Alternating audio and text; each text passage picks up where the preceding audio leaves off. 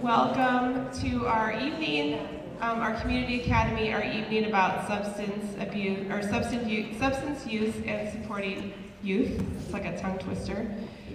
We're really excited to have you here. We have a great hour of information to give you, and then we have about a half an hour of Q&A if it lasts that long, and so we're excited to have you here. I just want to point a few things out first. One, I hope you had a chance to see the display case that had some different kind of devices in there. Those are the sorts of things that we have taken off of students, so I think it's really important that you know what some of those devices look like if you see them around or if you're always curious what they are. Most school staff, at least most administrators, can talk in detail about what those things are, so find any one of us and we can tell you more about them.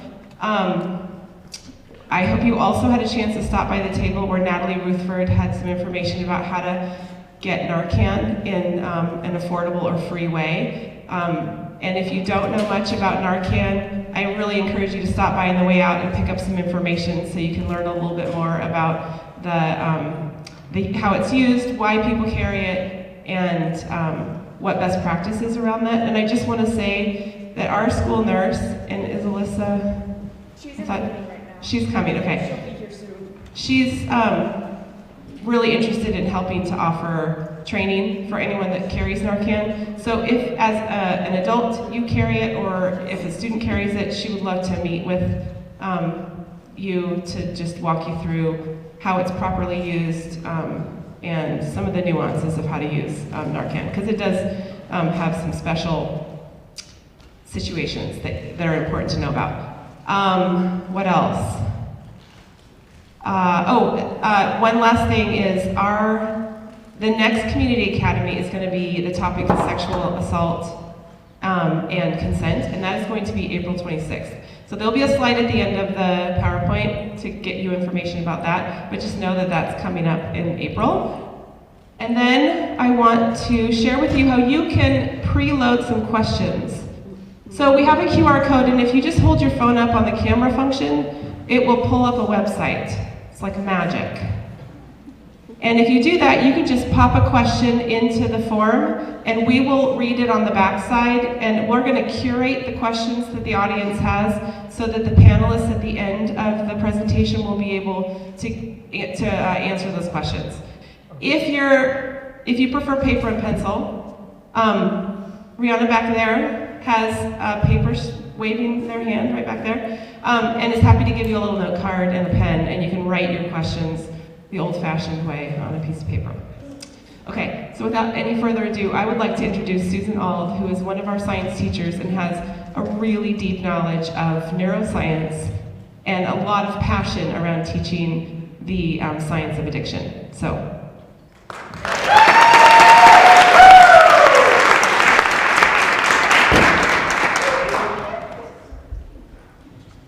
Okay, she broke it, but that's okay, we'll make this work.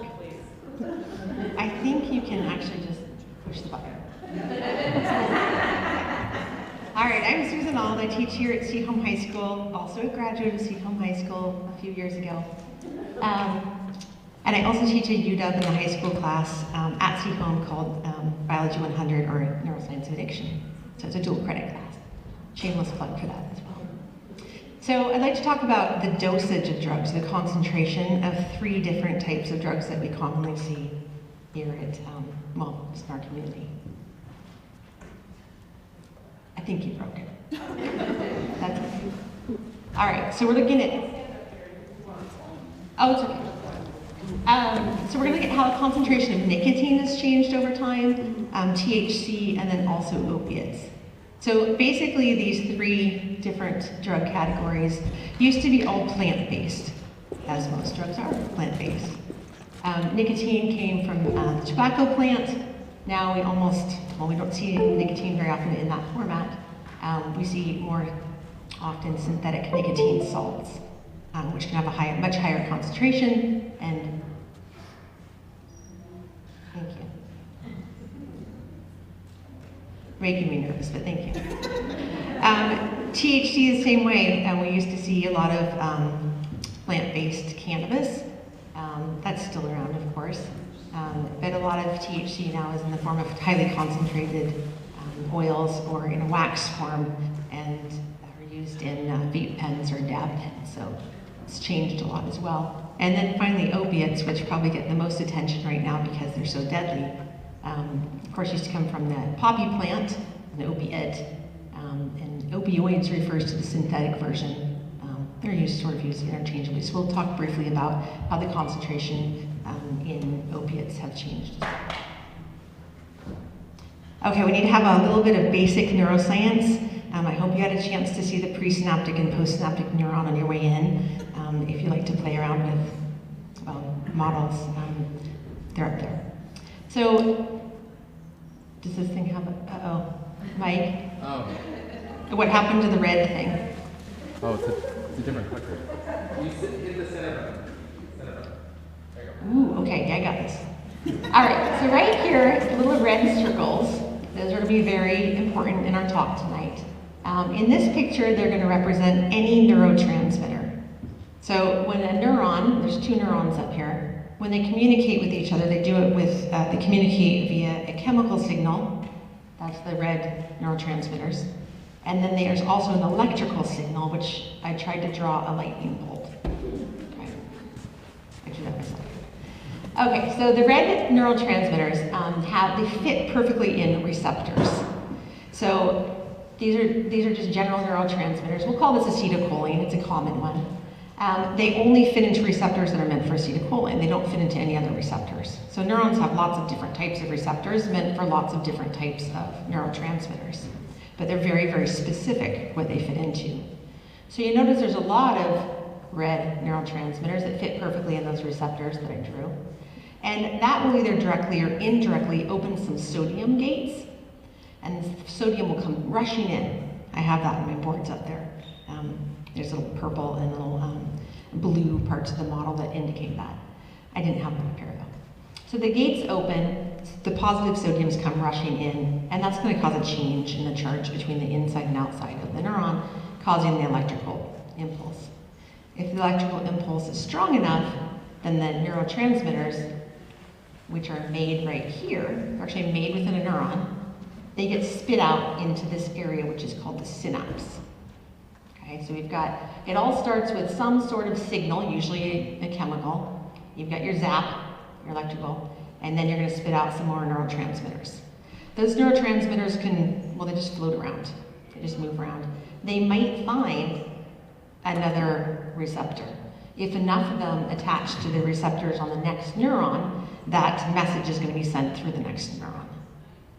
So we're going to come back to this really nice picture several times tonight. Ah, that worked. Good. Okay, so our first drug we're going to talk about is nicotine. Nicotine content has changed greatly since I went to C-Home. When I was at C-Home, there was the smoke hole. It was across the street, and people smoked cigarettes. And if you smoked a cigarette, it was really obvious because you smelled like you smoked a cigarette. And rarely did anyone try to smoke a cigarette in class, or I don't even remember them in the bathrooms. Then came the Juul pod. That was pre-pandemic. Juul pods contain a lot more nicotine than the cigarettes did. So we think there's about 8 to 10 milligrams of nicotine in a cigarette, but most of it's just burned off. So it never gets in your body, it's just combusted. About 1 to 2 milligrams are absorbed by the smoker, but we're gonna come back to that. Juul pods, the original ones, at least the first versions, had about 41 milligrams of nicotine and about 200 puffs per Juul pod. But those got banned. Those got banned a while ago because they had flavoring. We thought it was marketing towards kids, which it probably was, and so those were taken off the market. Only the nicotine ones or nicotine flavored ones are left. But that's okay because Elf bars and Puff bars took their place in the market and then some, and they're far stronger than the Juuls. They contain a lot more nicotine. We have many of these in the container, in the case outside, because sadly they're around quite a bit. So an Elf bar, I did a little bit of research. I went down, we have a multitude of vape shop options within walking distance of C-Home. So I went to one of the ones that just opened on Sandwich Way, and I found an entire wall of Elf bars. They had 5,000 puffs per Elf bar, but apparently there's ones that have 7,000. I didn't see those. They have about 650 milligrams of nicotine in each Elf bar. They're $30.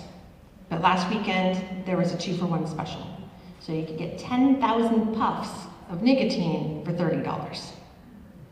So I went home and did a little bit of math, tried to figure this out. I looked up, it's called the LD50. That means a lethal dose of 50% of the population we think is about 0.5 to 1 milligram per kilogram of body weight. So if you had a 150-pound person, it might take about 54 milligrams of nicotine, if it actually reached their brain, would come close to the lethal dose. It changes a little bit depending on whether you've used nicotine or not. But anyway, you look at it, you have 650 milligrams of nicotine in one of those, and the lethal dose is somewhere around 50. That's a lot of nicotine in one spot. The other thing that's different about this than cigarettes is that it's not nicotine in the freebase form. That would be the most pure form of nicotine is a freebase form. It can be mixed with acid, like benzoic acid, and that's what the companies do. They're making Juul and Puff bars and Elf bars. They use nicotine salts. So when they combine it with an acid, the nicotine salts, you can simply inhale more of it without having uncomfortable feelings of, I haven't done this, but I don't think it feels good to smoke a lot. So it's like a harsh feeling. So the vaping, you simply inhale more before you have unpleasant side effects. Other funny thing, actually it's not funny, the protons have been removed enough so that the nicotine crosses the membranes more easily.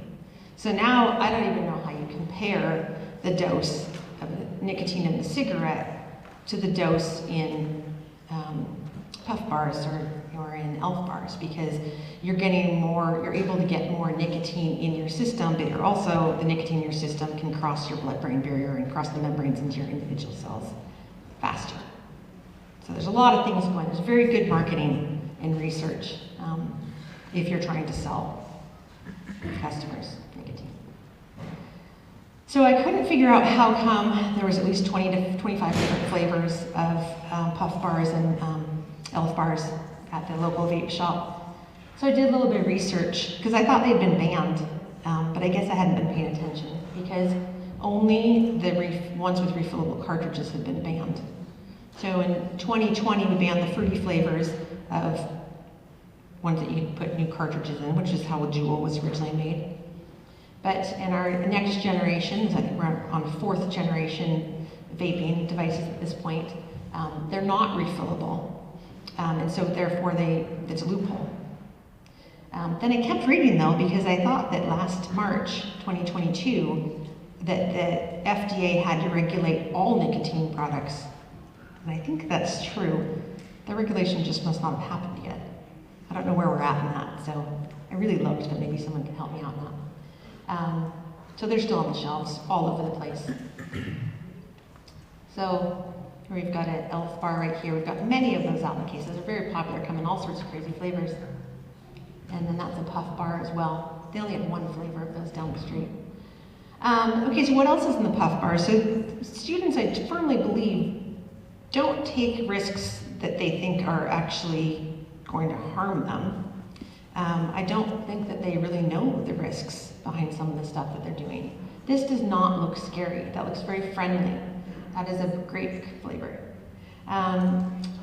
In the Chemical Research in Toxicology, which is a primary research journal, had a fairly significant study last year trying to attempt to learn about what is in these vape fluids.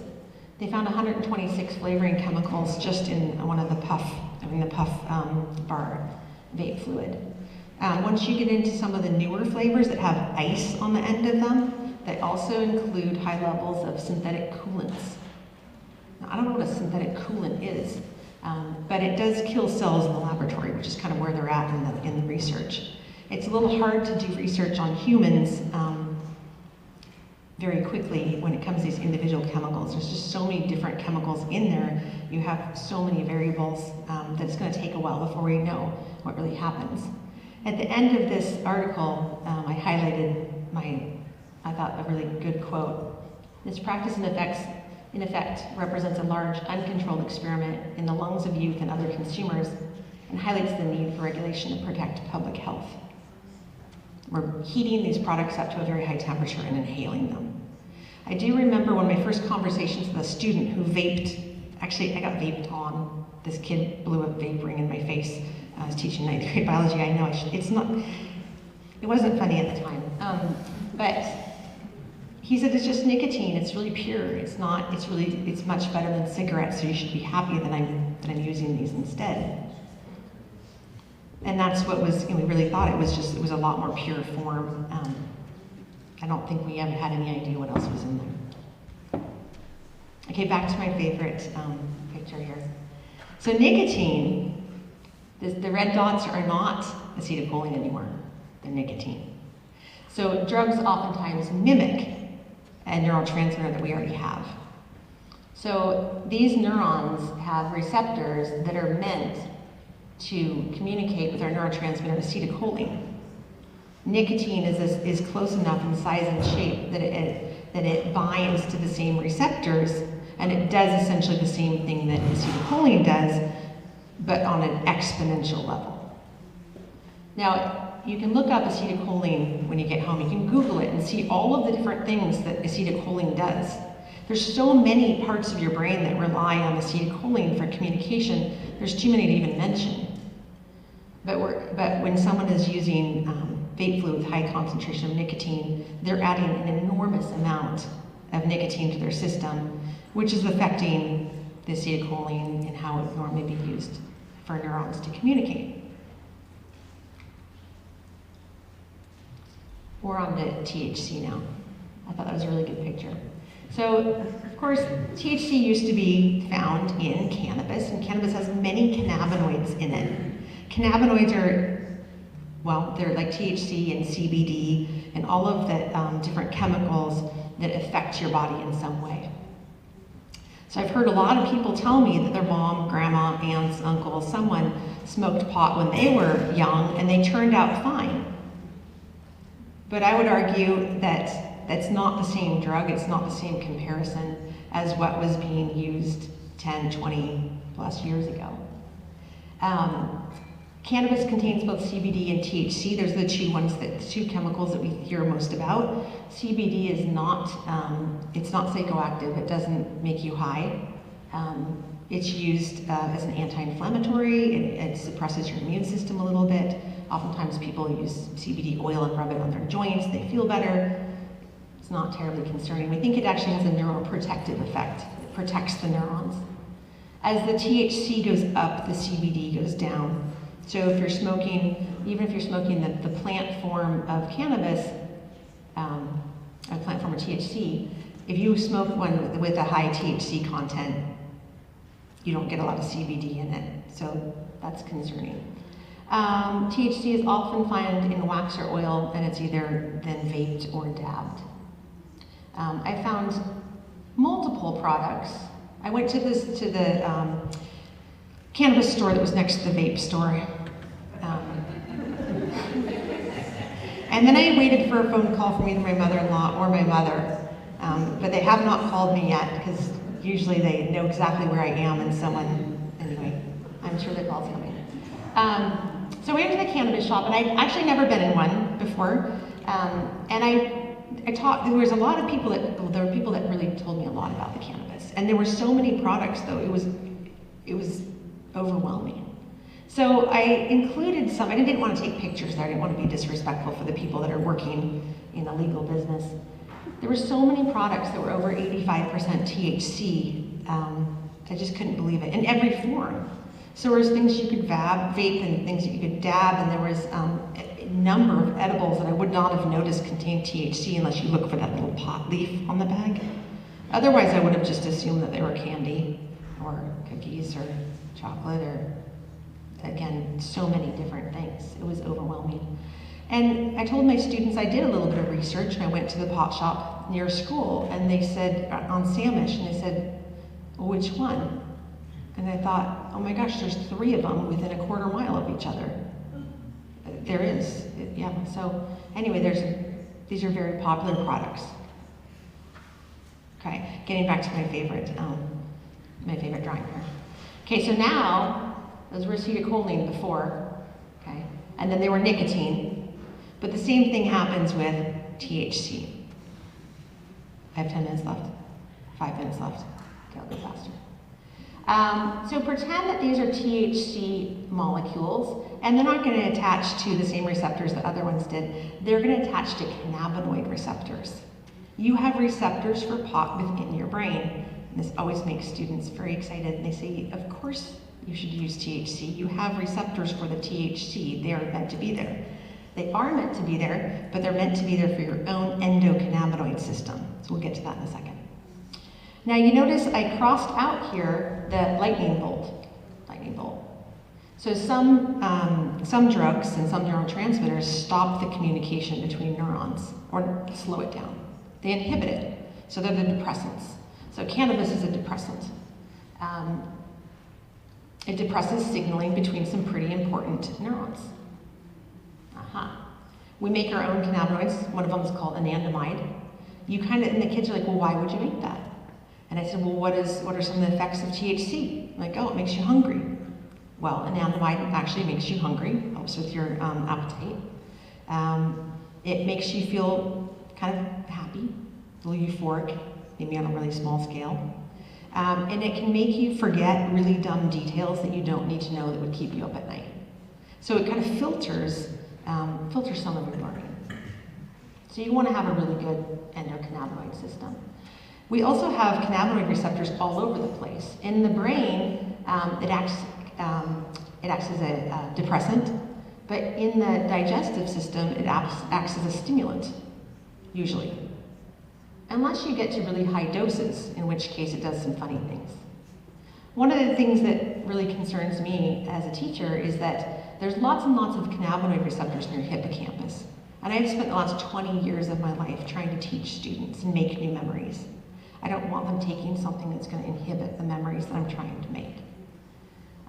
So there's not a lot of arguing about the number of cannabinoid receptors in your hippocampus. It's really important. I've always wondered why college students use so much cannabis when they're literally going into debt, tens of thousands of dollars to make new memories, and they're doing what they can to get rid of those memories.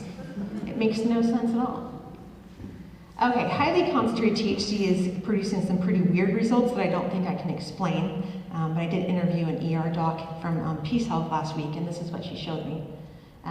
Anxiety, agitation, paranoia, and psychosis. We're seeing patients come into the ER that have taken really high levels of THC, and they're seeing really unusual results that really shouldn't happen with THC, which is a depressant. Higher the THC, of course, increases likelihood of addiction. And then this last one my students told me today was one I should mention, cyclical vomiting. So people who are using cannabis daily, that ER doc said that about 15 to 20% of people who use daily will end up with cyclical vomiting, where they just start vomiting uncontrollably. They end up at the hospital because they're dehydrated. And the only way that they can stop this from happening again is to completely stop taking cannabis. Oddly, a really hot shower seems to help. So if someone's in the hot shower 2 minutes, I gotta go faster. Okay, we're on to opioids for my last 2 minutes, which really deserves more than 2 minutes, but I talk too slow. So opioids can either be legal prescription medications, which inhibit the communication between pain neurons. So use it for after surgeries or really painful events or injuries. But then what we're seeing is more of this form, illegal drugs with no consistent ingredients or dosages, oftentimes tainted with other things. You've probably seen a graph like this before. That right there is deaths. That was in 2019. That's over 70,000 deaths. I think last year was 110,000 deaths from synthetic opioids, as compared to all those other types of drugs as well. But that also inhibits the communication between neurons. But why it's problematic and why it causes death and the THC use really doesn't is because the opioid receptors are highly concentrated in your brainstem. So your brainstem controls breathing and heart rate. And if you suppress the communication between the neurons that make your heart rate and your breathing occur, you are going to die. Cannabis is not highly concentrated in those areas. So while it may do some horrible things, it does not usually kill people. To make matters worse, we now have opiates that are laced with fentanyl, which I'm sure you've heard of. This is a very highly concentrated opiate that is so strong that you're likely to die from it. We can treat that with Narcan or naloxone.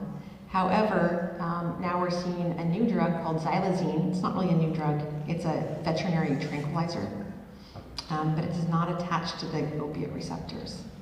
So Narcan works by, oh, someone put a flower in there. Narcan works by kicking out, there we go. Narcan binds more tightly to the receptors for opiates than the opioids do. So it kicks the opioids out and the person can be saved. If you have xylazine in that, the xylazine does not attach to the opiate receptors, and therefore Narcan does not work on xylazine at all. In fact, we don't really have anything that works on xylazine that's easy. But then someone added a flower to this last slide. There is hope. I think that students today are super smart. I think they care. They're far kinder than we were in the 80s. I know that. They really are. I think they care about themselves and they care about other people. And I think that kids make choice based on perceived risk. And if we spend a little bit more time talking about the science of how drugs work and how brains work, I really think that we can help kids make some decisions that they're more happy about in the future. Thank you.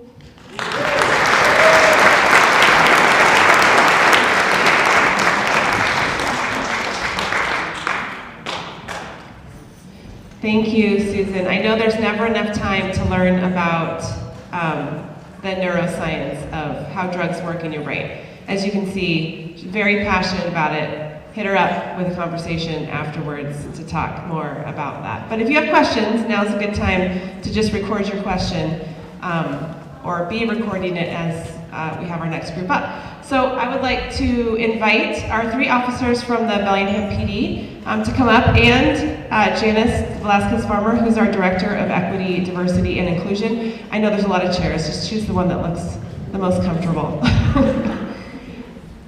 And Janice is going to facilitate just a couple questions where they have a chance to talk about what they're seeing in the community. And I think there's another mic up there.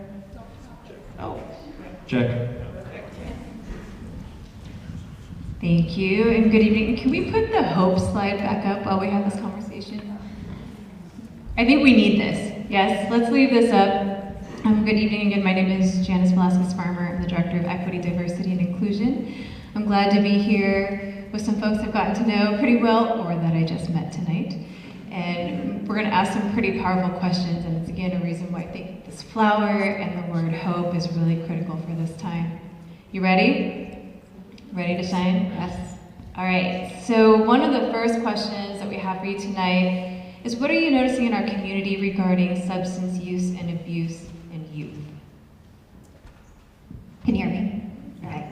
And one thing I think I've noticed is just the increased risk presented. She talked a little bit about the opioids and the fentanyl use, and the fentanyl is often described or disguised as candy or treats or cereal or something like that. It doesn't look like a normal drug, like cocaine powder or crack cocaine or methamphetamine.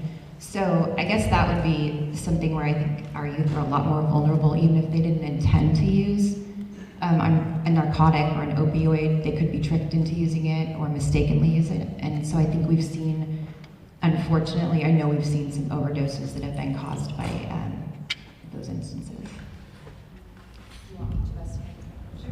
Yeah, I think one thing, just to empower you guys, just on Monday, the Marysville Police Department, if you didn't see the media locally, a good thing, I think, they seized 200 pills in a Tic Tac bottle disguised to look like Tic Tacs that are fentanyl, right? And statistically, with fentanyl, the DEA is showing that right now, 6 out of 10 tested fentanyl pills have a lethal dose in it. So what is happening is our kids, and I speak to you as an officer, I also speak to you as a parent of 3 teenagers, right? Our kids are being tricked, in essence, into playing Russian roulette with this candy, and 6 of the 10 pills that they may be handed could kill them. And that's what's we're seeing in our community. The slide was up related to overdose deaths. To date, last year in the city of Bellingham, we responded to 80 overdoses last year. To date, not even to the end of March, we're up over 90. So that is the trend that we're seeing right now of just overdose calls, and it's not just the more at-risk populations. Like, we're seeing it with kids, we're seeing it with adults. Like, I think we were saying, what was a 5-year-old recently that somehow got their hands on it. So like, this is something that is going on on a regular basis in our community and with our students, and whether we want to accept it or not, with our kids. Our kids are being exposed to this stuff, whether it's directly or indirectly on a daily basis. So I think back to, I worked in a drug unit for several years, and I think back to one of the first cases I did when I was there was a 17-year-old Bellingham student. I'm not sure which high school they went to, but a 17-year-old who overdosed and died on fentanyl. And they had no idea. They thought it was because originally they were disguised with actual pharmacological prints on them, the M30. I'm sure most people are familiar with the imprints that are on the pills. So they thought they were taking, I forget if that print is for either Percocet 30 or oxycodone 30 milligrams, I forget, it's one of those two. But they thought that they were taking, a pain pill that you might have found in your mom and dad's medicine cabinet, and it ultimately resulted in their death. So I think it's important to let them know that this is out there, and I think it's important that parents, teachers, like we're proactive in talking with the kids and talking with our children about like, hey, we're finding, and on the next question I'll talk a little bit more about some of the trends that they're seeing, but the newest thing is they are finding it. Before it was just the blue M30 pills, right? And then we call them blues, and that's all we were buying, that's all we could get. Every once in a while there was enough color. But now we're seeing them multicolored, they look like candy. And just like with the tobacco companies, purposefully, advertising towards children, I don't think you can say that that's not a particular thing that the drug cartels are doing, is not directly going after children by changing the colors, making it look more fruity and more like candy. So, yeah.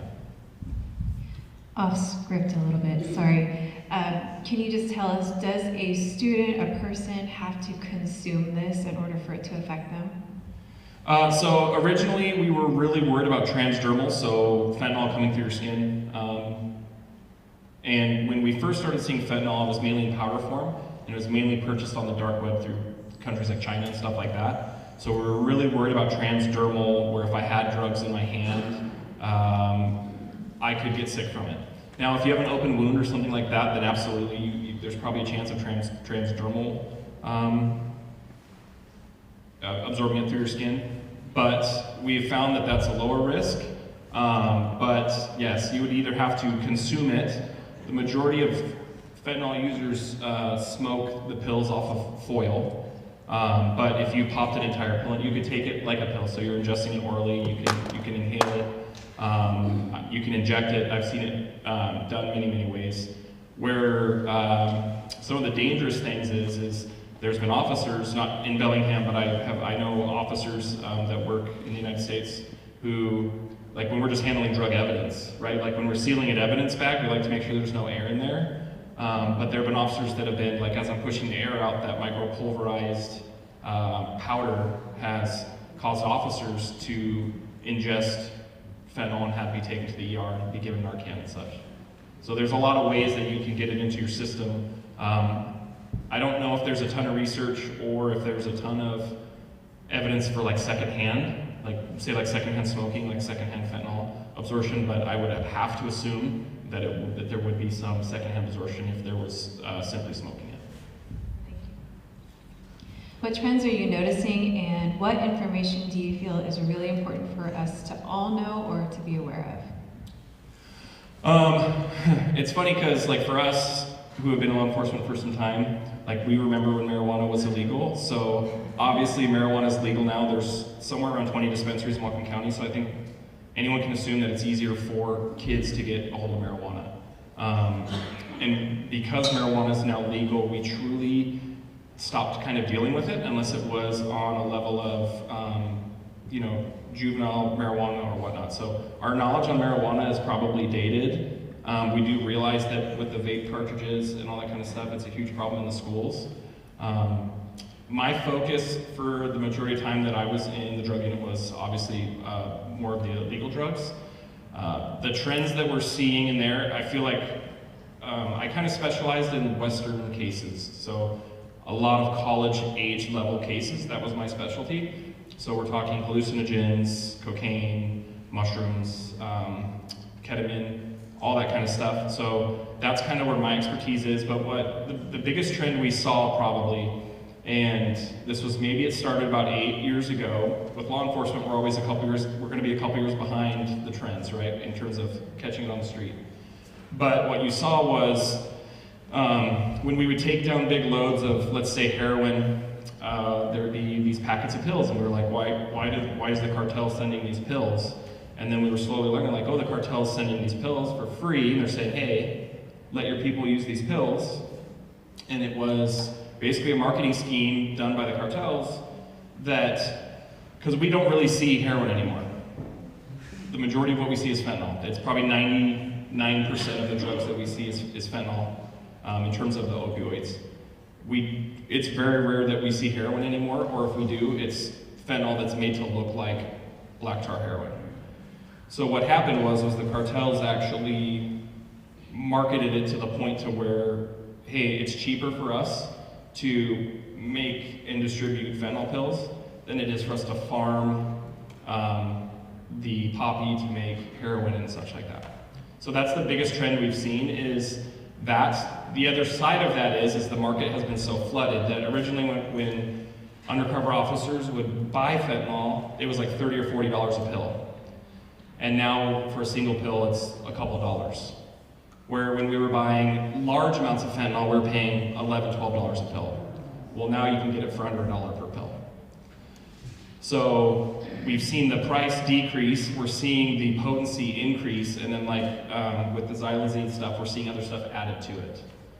And then the other trend I'd like to talk about is we're seeing fentanyl added to other drugs. We're seeing fentanyl added to methamphetamine. We're seeing fentanyl added to illegal THC that's brought in from, exported into the United States. So there's fentanyl on LSD, so the LSD tabs that kids are taking. So we're finding fentanyl pretty much everywhere. And the goal of the cartels is to get kids hooked so then they have lifetime customers. Sorry, that was a long one, but that was kind of a passionate one for me. I'm glad you brought up Western. One thing I've noticed is the rise in the use of Adderall, and Adderall is a prescription drug. A lot of people, kids and adults, take it, but kids and adults also tend to use it recreationally. They take it at parties, they snort it, it gives them a high, and I think there's this false sense of safety because it is a prescription drug. It's still controlled by the FDA. And again, just going back to the fentanyl that we're seeing, which is not regulated, it's made by the cartels or by dictators in third world countries. It's a business designed to make money. It can get into pills that look like Adderall. Like, it's just another thing you think that might be safe, that is a new trend, because there's still, that wish that maybe drugs could be somewhat recreational still, and they're really just not. But again, everything that's in pill form now is still just as dangerous as the drugs we used to see that in the old days, I guess. But and that's just something just to think about too. So I think the trend that I would like to speak to, Janice, is just more for you as parents, right? What are things that you guys can be doing to educate your kids, to help develop healthy habits, and to maybe put some boundaries around areas that would be valuable to do? So for me, backstory, my youngest son is adopted, and my wife and I decided very early on we were just going to start telling him his story when he was born. Because that way, the older he got, the easier it became to have that conversation.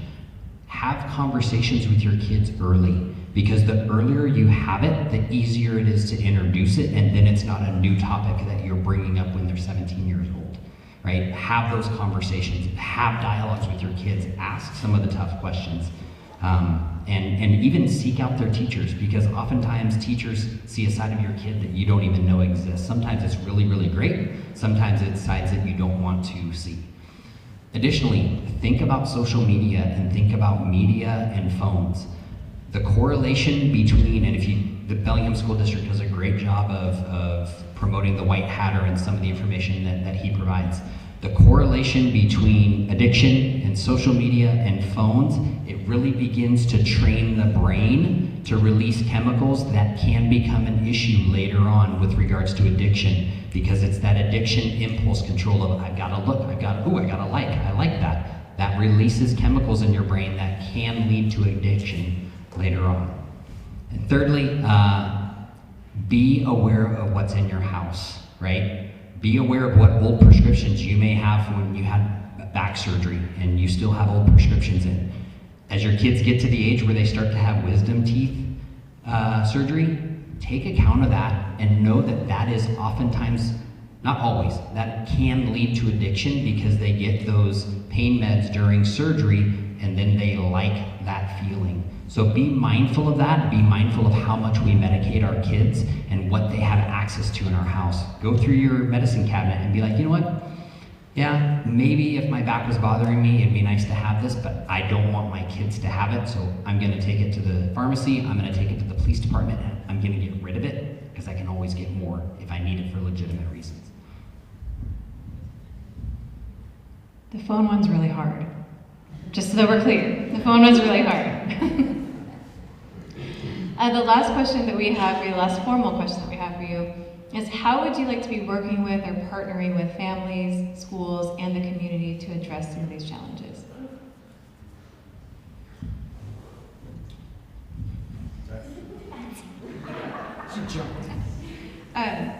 I really liked Mrs. Alt's presentation. I thought it was really interesting. I felt like I was back in high school. It was great. And I thought it was just a great hook to get kids interested in talking about this. I think that we and our colleagues, we have a lot of experience, and we could bring some more information to those presentations and maybe start with, after her presentation, and this is what addiction looks like in the real world. And we can bring some case studies, some real life cases, and they're not good stories. I mean, some of them end well when people are able to get into recovery, and those are great and very inspiring stories, but oftentimes they don't end well. And it is good sometimes to show what, she's showing how it starts and why it happens, and we can show you what that looks like in real life. And I mean, that's just a message. It's it's very scary, so we would love to help kind of emphasize that point, and we have a lot of tools, a lot of officers that have the experience to do that, so we would be happy to do those kinds of presentations. Yeah, and I just want to kind of piggyback on that. I have given presentations to other schools, I currently work in the office, so I am more than willing to come and talk, obviously when I'm available to come and talk, but I know that there's other officers too that are real passionate about this stuff that are more than willing to come and talk. Even if it's just phone call stuff. So don't hesitate, like if you have a question or you're worried about your kid, a lot of people don't necessarily want to call the police. I can't think of, a time in which someone called actually looking for help and like, hey, my kid's got trouble, that an officer hasn't taken the time to be like, hey, let's sit down and talk to this person. So if you have questions, don't hesitate to call us. We will try to answer your questions as best as we can, but if there's, community groups or if there's other stuff that would like us to come talk, or even just, I'm more than willing to come and talk when I can, so, and I know there's other officers that are willing to do that also. I don't want to get into politics, but I'm sober enough about the job that I do that I recognize sometimes people don't want me around when I'm at work, okay? So, that being said, I would much rather you guys invite us into the process on this side of us than it's either us knocking at your door because something happened to your student or your kid, or us just being on the enforcement side. There is a lot of creative ways in which we can get involved in helping educate and developing a collaboration and a partnership with the school district, with parents, so that hopefully we as a community can address this problem together, and it's not just we come in when enforcement needs to happen. I've had family members that struggled with addiction. It is a lifelong process at times, and the earlier you can get people involved from a various different angles to approach it and to have conversations with them, I think that's ultimately where you have the most success. Thanks for what you do. Thank you. You're welcome. It's a pleasure. Okay, I think that is our time for right now. Please make sure you ask lots of questions.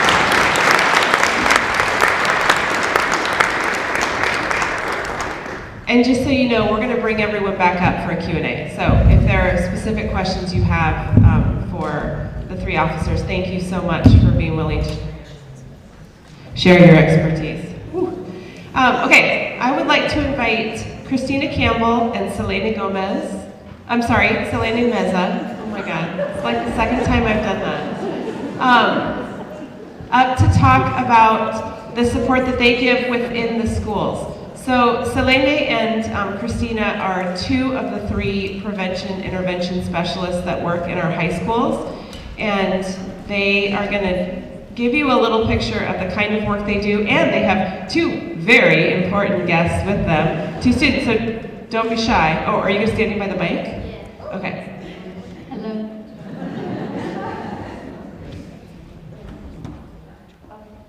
Can you hear me with my mic? Oh, that does work. Okay. Hi, I'm Christina Campbell. I'm the Prevention Intervention Specialist here at C-Home. Hey, my name is Selene Meza. I work at Bellingham High School and Nuptials High School.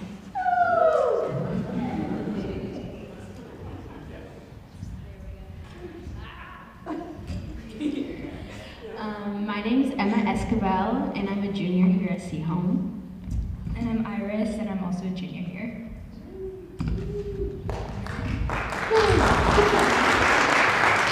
Yeah, so we're just going to talk briefly about what our role is here and kind of what we're seeing. I feel like the other presenters also kind of address some of the things that we're seeing here.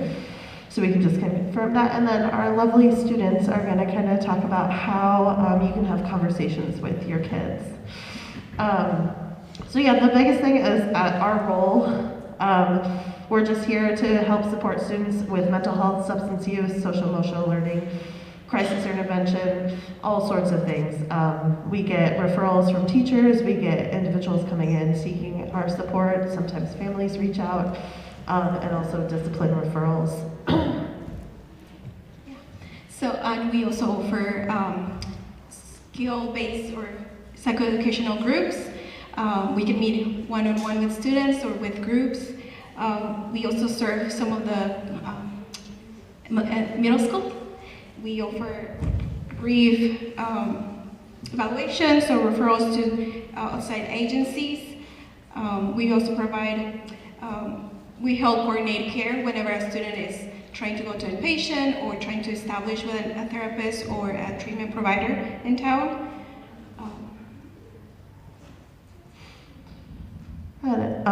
Some of the groups that we do, as well as just individuals, like I know here at C-Home, I started a support group this year that's for students who are either struggling with their own addiction or addiction within the family.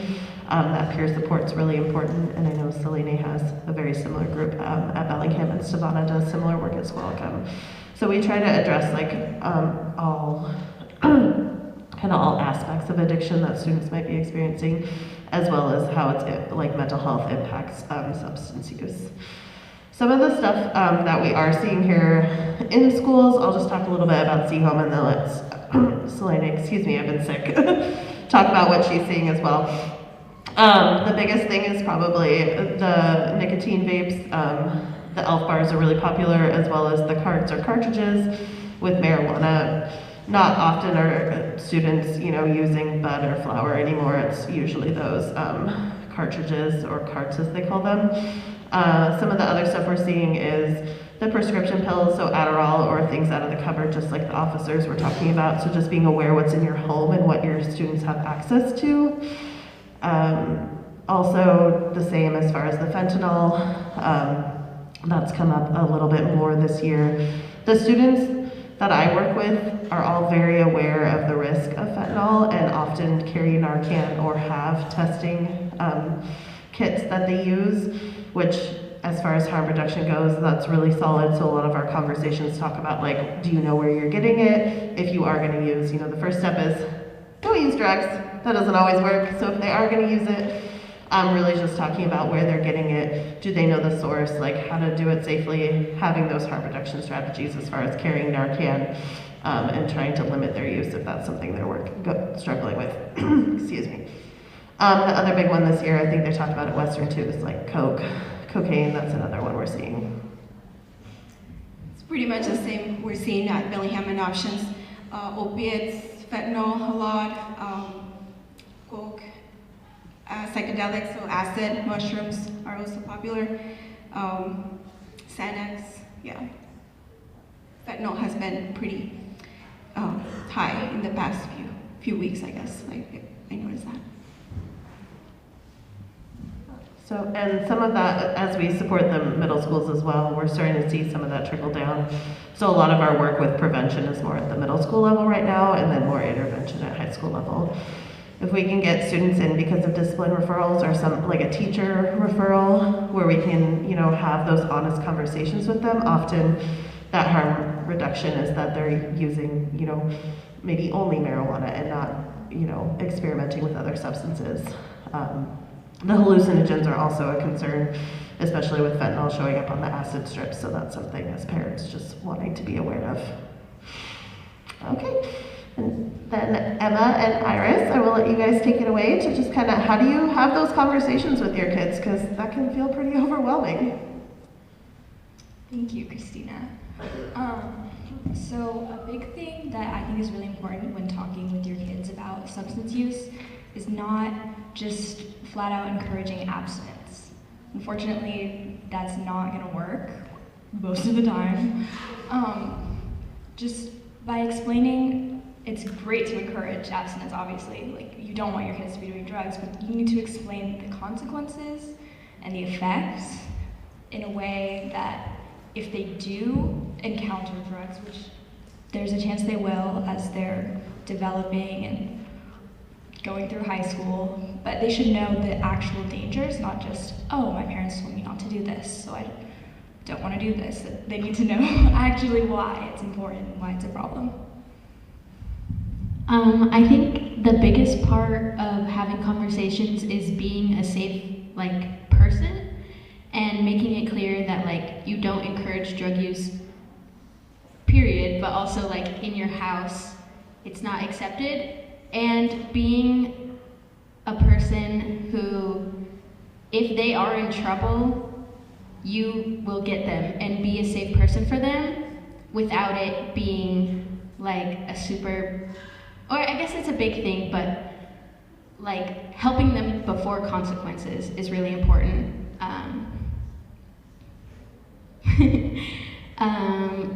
There's a very low chance that your kid won't know anybody who does drugs.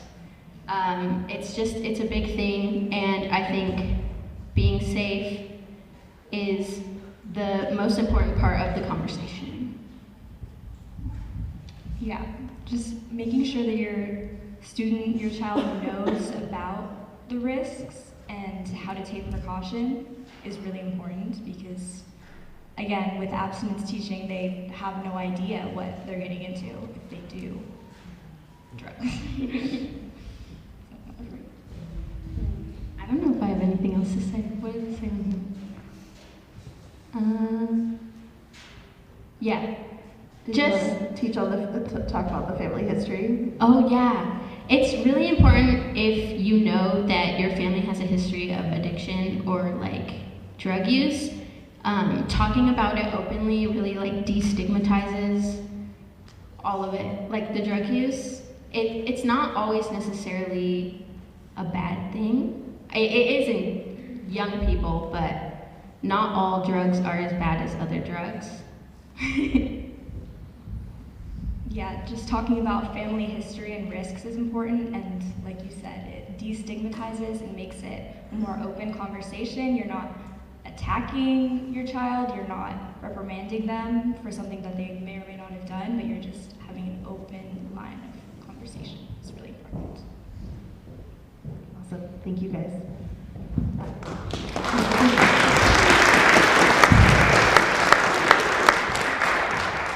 The last little piece I just wanted to touch on, since Stevana couldn't be here today, she is the one who is in our position at Squalicum. She runs a parent group, and that's why she's not here tonight, because she has a parent group that supports addiction and mental health that she runs once a month on Wednesdays. So there was one this evening. There's also going to be one April 26th, May 31st, and then June 14th.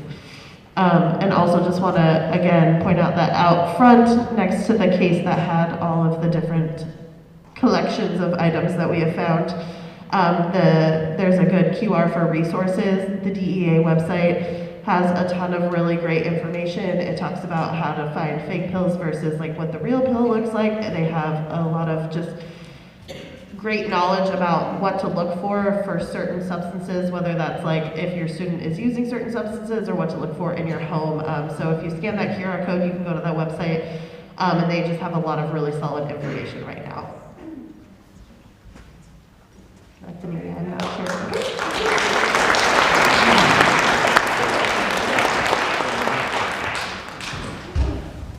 Thank you. Okay, I would love to invite every person who was a presenter to come up on stage and take a seat. And I think Mike here, Mr. Kudo, the other assistant principal in this building, has put together a collection of questions from the audience, and our very special facilitator, Amanda Brown, you can give her a hand right now,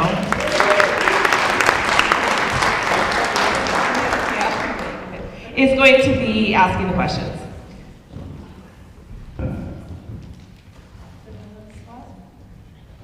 And is there the mic? Do you want to grab, Irish, do you want to grab the mic down there?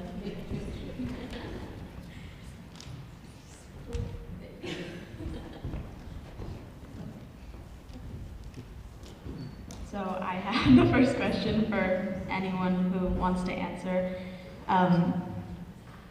Just talking about Narcan, from what you know, is Narcan accessible in middle schools, high schools? Do classrooms have access to it? Yes or no?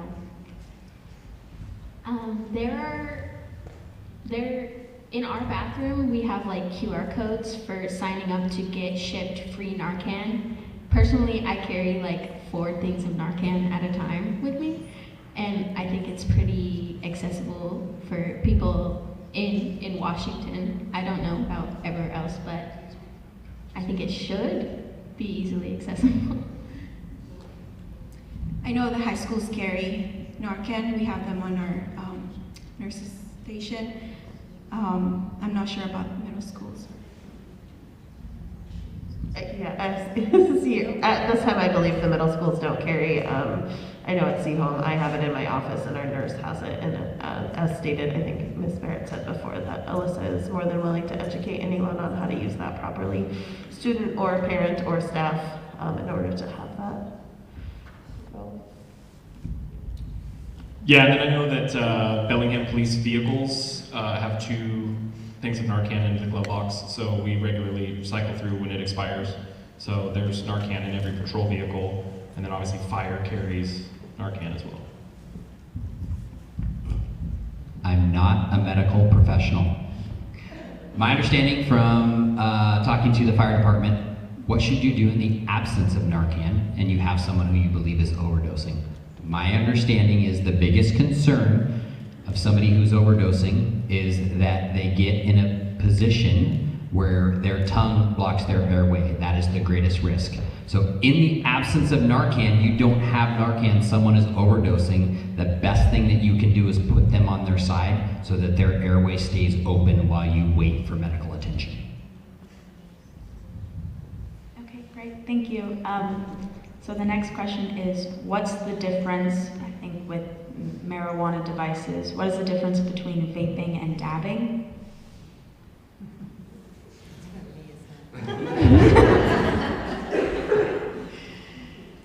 Dabbing usually has highly concentrated THC in a wax form, although it can be liquid. But I believe the biggest difference is that it's more concentrated in dabbing with fewer chemicals along with it.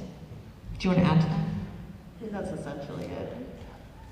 Different rigs used for just different devices used for dabbing. But yeah, that's Yeah, just heating it. Okay, great. So if my teen or if a teen is using something and I don't know it or don't notice it, what are some signs to be aware of that might indicate they're using? I'm not sure about this one, but I highly suspect their attendance is going to have a lot of tardies and random absences. Might be something that you can easily look at. I also think there's usually a change in behavior, a pretty significant change in behavior. I see it in the classroom.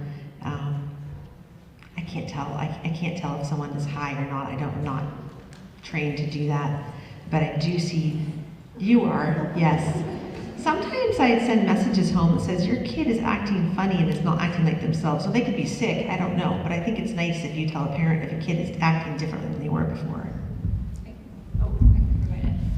I just had a recent experience with a witness I brought for a trial, and they were very, very nervous about testifying, understandably.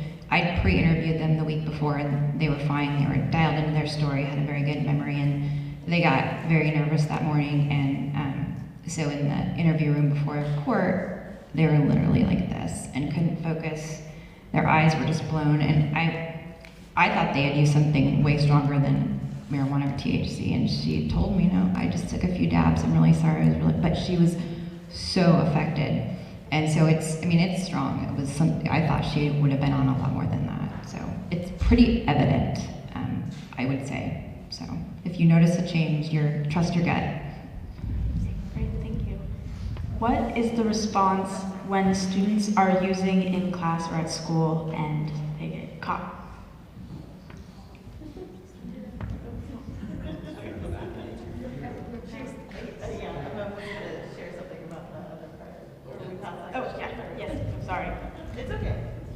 A lot of the times with like marijuana use, there's a lot more sleepiness, a lot less time at home, or like, I don't know, I've seen that people like to go for walks in the woods. And with harder drugs, a lot of the time there's isolation involved. So if you see that they're hanging out with people a lot less and sleeping a lot more and just kind of isolating themselves from peers and people around them. To add on to that one too, unfortunately, a big red flag is also if they're going downtown. That doesn't guarantee that something's happening, but that is where a lot of stuff is happening right now. And the more time, if that's where they're spending their afternoons, that could be a sign, and maybe just having that conversation to see. What the next question was, what's happening in the schools? Oh, what is the? Oh, no, you remember? What is the response when students are caught using, and what are the consequences of that? I feel like Mike could probably handle this one, maybe. I mean, I know eventually they come to me and Selene, but. Yeah. So typically, when a student's identified either with a substance, high with a substance, it's often reported by a staff member. I walk in a bathroom and they're using, in there. Behaviors change pretty quickly when admin starts doing a certain pattern. So if we're checking bathrooms, like at the beginning of this year, I would say we had a lot more patterns of students literally just vaping in the bathroom. You walk in and they're right there. Thankfully, that behavior has changed. You don't see them doing that as much. I mean, we still come across it occasionally, but I think it migrates to other locations where we're less likely to find them, parking lot. But when they're caught, we come down to the office, talk with them. There's typically a search of the student's backpack and their person with multiple staff members present. Connection with typically our intervention prevention specialist if they're available in the moment, especially if they are potentially still currently high on something. That's something, but you can only have so much of a conversation with someone that's potentially under the influence in that moment. And so typically the student is sent home for a certain, depending on the severity of the situation, it might be for the day or it might be for multiple days, but then a return, connection with the family, kind of follow a plan as far as what that looks like as they return, as far as whether they can leave class or when they can leave class, and just what we call a student success plan is kind of established for that student moving forward, and with follow-up conversations and with continued kind of connection with the intervention prevention specialist to kind of develop a plan of long-term support or short-term support, kind of depending on the situation. So, and I'll let them kind of speak to kind of their section.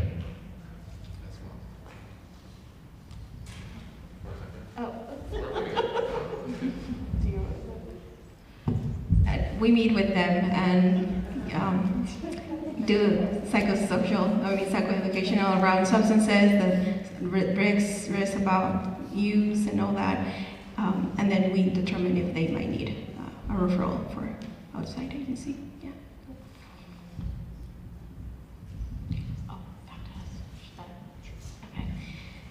What is the street use of xylazine? Where is it found recreationally? So not as the, I guess, sorry, Miss Alls, you said it's a veterinary? I believe it's a veterinary tranquilizer, so it is not found, well, it's supposed to be for animals. Yeah, so this is something that's come up. Like I said, we're always a little bit behind the trends. This is something I just recently heard about, probably within the last few months, was the xylazine added to fentanyl, and the fact that Narcan wasn't saving people that were using fentanyl that was laced with xylazine because of the neurotransmitter issues that we were talking about earlier. So it's a new thing. I think we're, I don't know if we have, as an agency, seen it.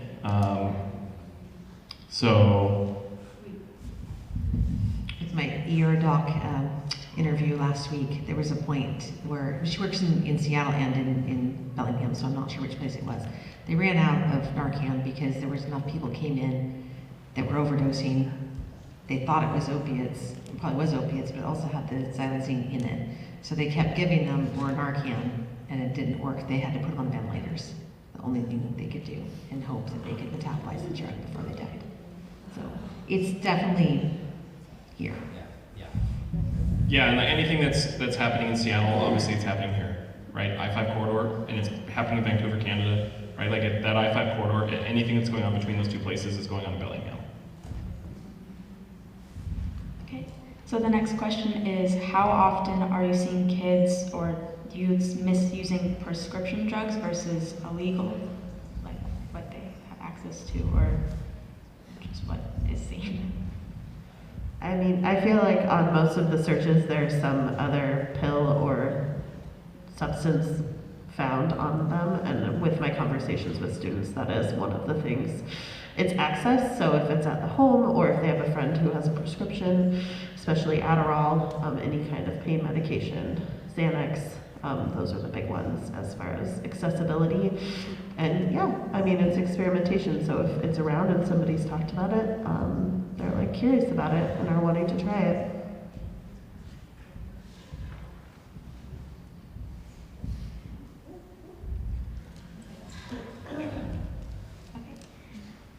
How can parents model healthy ways to cope with stress instead of unhealthy coping? So for example, when parents say, it's been a hard day, I need a drink, this can send a message to kids that substances are an ideal way to deal with stressors. So what are just some ways that maybe parents can support kids dealing with other stressors that doesn't promote music?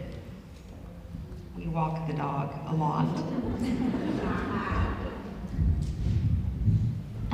Doing activities with your kids that are like, I don't know, sitting at the table and watercoloring or having a cup of tea and discussing something, it's really important to do them together so that like you're not just doing it on your own and they aren't seeing it, and making them involved so that they can later adapt those as their own coping mechanisms.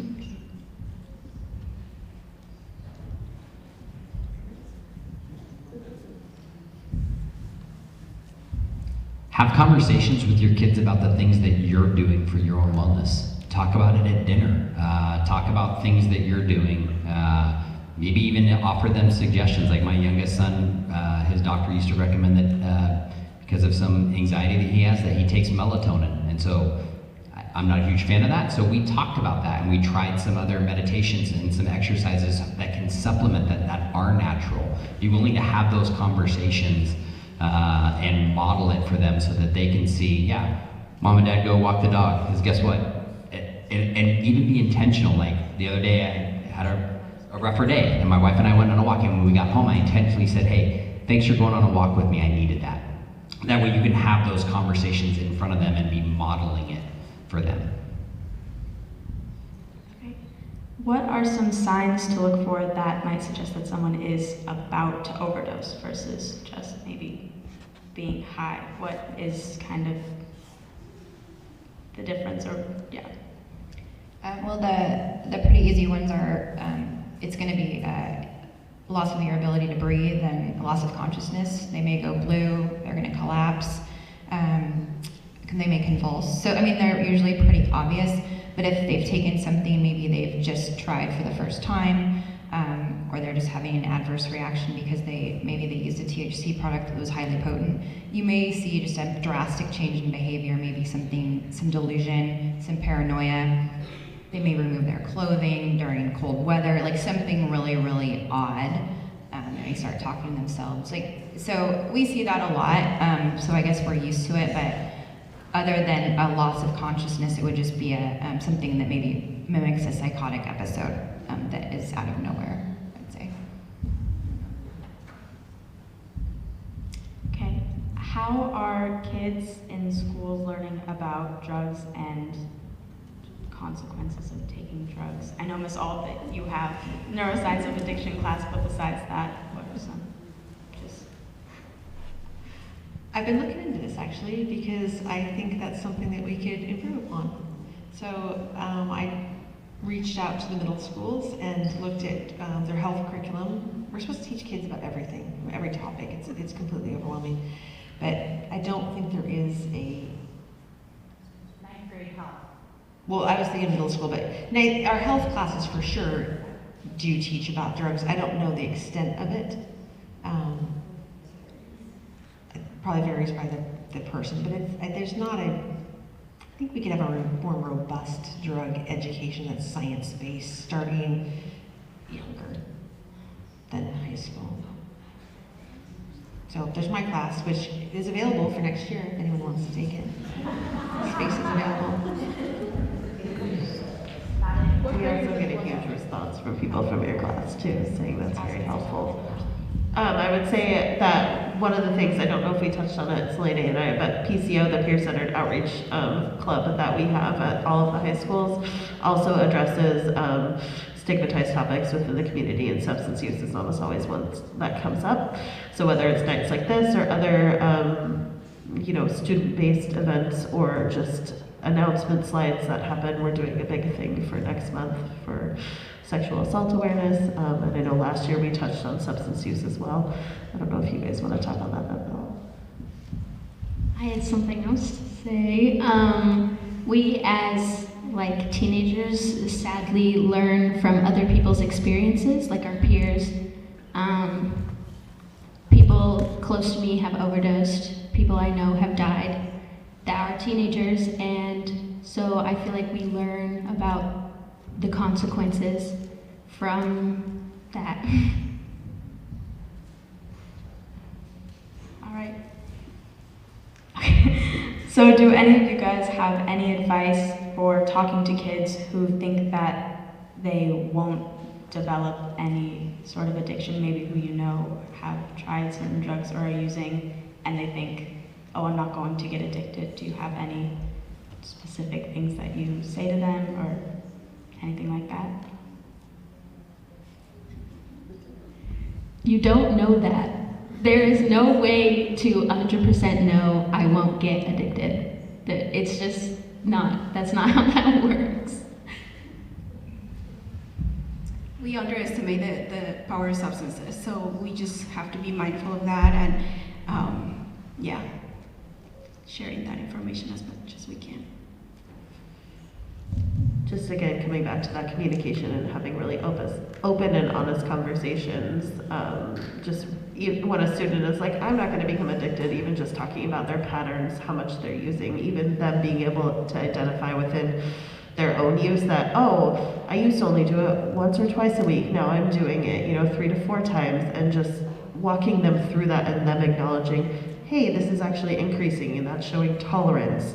And those are kind of some of those signs. Or maybe I'm using it when I'm stressed, and now I'm using it every day. So just bringing awareness through kind of like that motivational interviewing and really honest conversations.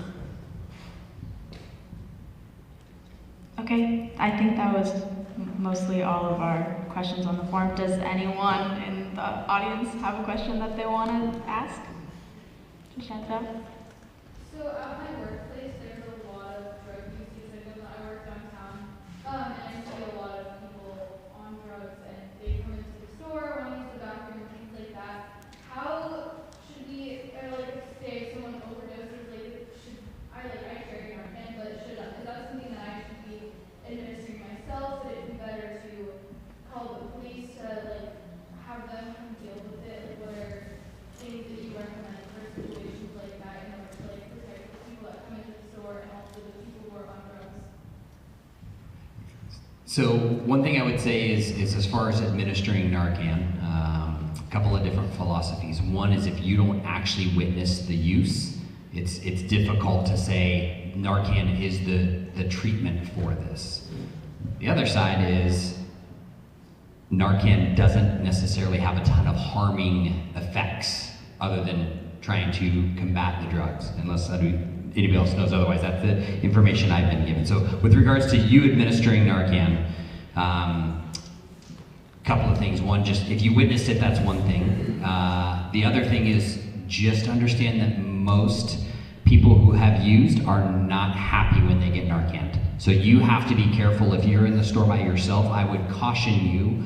I would try to get them into a rescue position and call as soon as you can, because typically once that starts to take effect, they can be very aggressive because they're not happy with what just happened. With regards to other things regarding the downtown area, for your business specifically, legally speaking, like if you guys have posted rules, then you can have officers come and they can trespass people if that's what you're asking about as far as keeping you safe. If it's the same people that keep using and then coming into your business, and by them coming into your business, it's putting you and your coworkers at risk, by all means call us. We can have a conversation with you about it and make sure that there's procedures in place so that we can assist you effectively. Does that answer your question? Yeah. Okay. One of my questions is, I appreciate you said downtown there's a lot of opportunity downtown. I think one of the things is just to talk with parents about where are kids getting it. And parents will say, well, I have a job, why do I have any money? And I get it's $1 or $2 for a pill, but I feel like that part is a hard conversation for me to have with parents. So can you help me a little bit with so where are they getting it? Where are you seeing that they're getting it? And how are you? I just think it's important to be honest right now. Our downtown, it's not illegal to use drugs out in the open. Our city council is having a hard time, kind of dealing with that and trying to work on an ordinance. But there's open air drug use and there's open air drug dealing.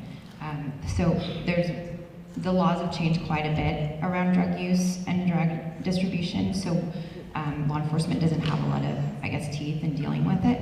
So when you're talking about opportunity, it's at every corner. There's just not a lot of law enforcement ability to regulate the safety of downtown right now. Not that we don't want to, but it's very, very easy. So it doesn't even need to be a covert act to deal these drugs. They can be just pretty much widely advertised, and people get to know who's on the street. Everyone has a nickname, and when you only need a few bucks to buy a pill, it's just not that hard. And it really is. I was downtown today because it was really nice out, and there were a lot of people out, and there was a lot going on. It was very evident to me, and I think it would be evident to most people. I think it just kind of reinforcing that message that it is not difficult. It's not difficult at all for them to get these drugs. And one of the sobering truths is that the majority of high school and college students are doing all all of this, not all, I don't want to say all of it, but the majority of it through social media, through Facebook, through Snapchat, through apps like Whisper. I mean, I don't look like I'm a teenager, but I could go on right now and probably buy drugs from a teenager. It would take me almost no time at all.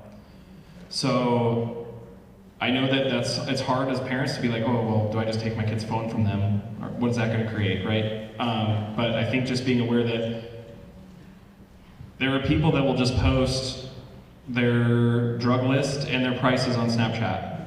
And then we could cold text those persons through Snapchat from our fake accounts and then be buying drugs 20 minutes later. So it's that simple, and it's that easy. So I would assume, just as a parent, you just have to be super involved. And I mean, I'd like to say that I don't want my kids to have my kids are young, so I haven't had to deal with this stuff yet. But it's easy for me to say, well, my kids aren't going to get a phone until they're out of the house, right? That's not a realistic that's not realistic nowadays. So I think just, like we said, I think it's important to be honest with your kids and be open with your kids, and your kids should feel like you're a safe place to go to when they are doing stuff that's not okay. When you see, like when I talk to addicts, it's like, oh, well, my parents were so hard on me, and especially when I started using, they just threw me out of the house. Granted, make your own decision, but it's stuff like that where you see things like addiction continue, where people don't feel like they have somewhere they can go. And ultimately, at the end of the day, it's going to be up to that person to stop using. We can do as police, we can arrest them, they can get sent to treatment, they can have all sorts of stuff, but ultimately, that's, at the end of the day, they're going to have to make that choice. And it's heartbreaking when you watch people continue to make that choice, but ultimately, they're going to have to make that choice. And so it's easier than you would ever expect.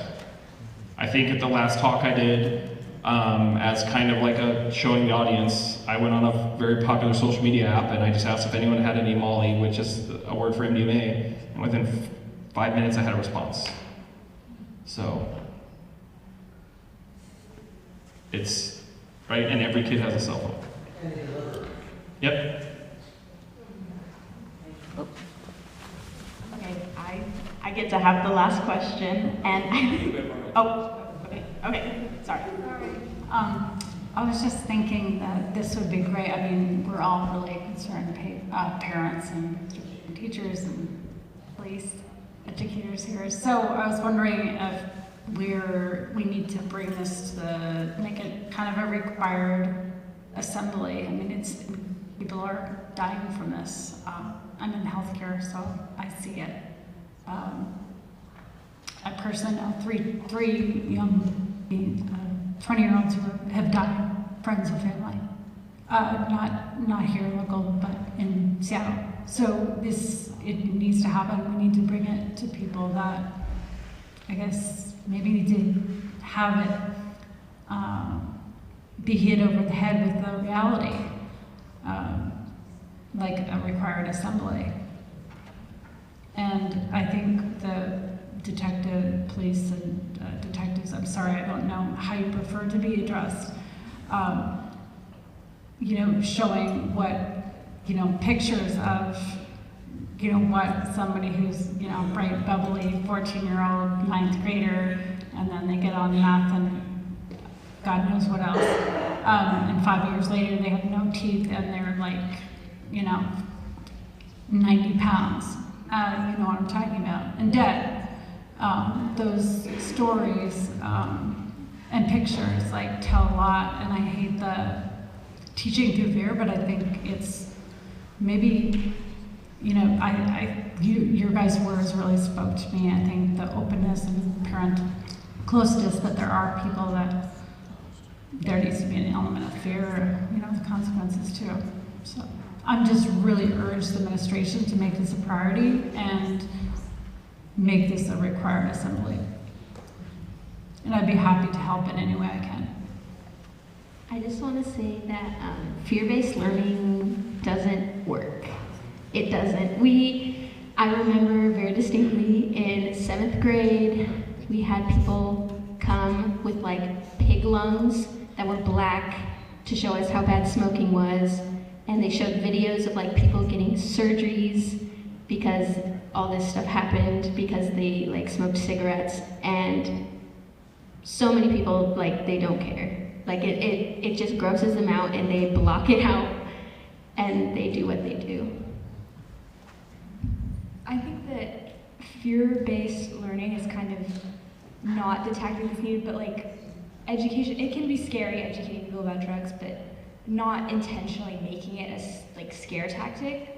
Just like, here are consequences, this really does happen, not necessarily showing like really graphic visuals, because that's, yeah, I can't even imagine that. That didn't happen where I went to school, but Yeah, yeah. didn't need necessarily just make people terrified, you know, and having this kind of educational program,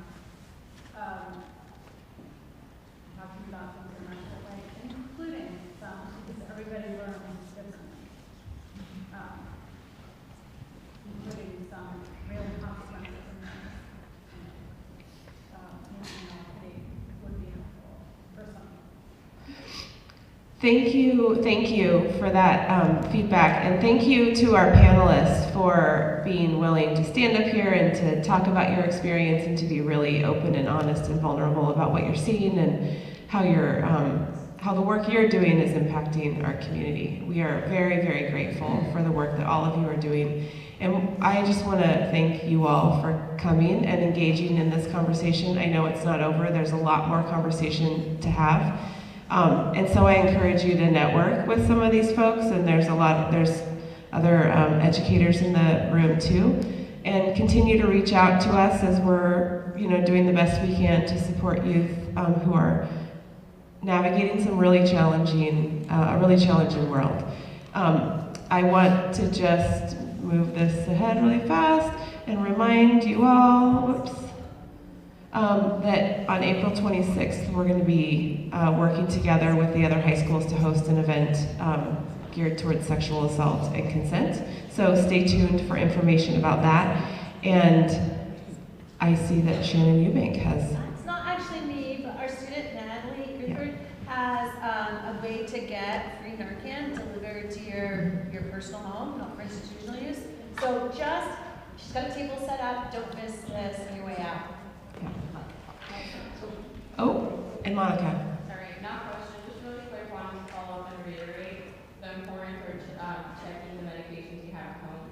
Because I personally had a lot of friends who would take Norcos and Vicodin from their parents and maybe not use it themselves, but give it out to friends or sell it. So just FYI, it really is very powerful. So check your medicine cabinet. Make sure that you either have them secured or you have a way to get rid of them. Talk to Monica about that. All right. Oh, one more thing from Christina, and then I want to give a really big round of applause for our panelists. Oh wait, but Christina, go for it. Can you hear me if I talk about it? Oh, okay. Sorry, just with the Narcan, I don't know if it was addressed earlier, but I do know that if you have any state insurance like Molina or through the state, that you can go to the pharmacy and get Narcan for free. So that is something that is newer that I think we just got an email about like 2 days ago. So if you're on any kind of Washington state insurance, you can just go to any pharmacy and get it for free.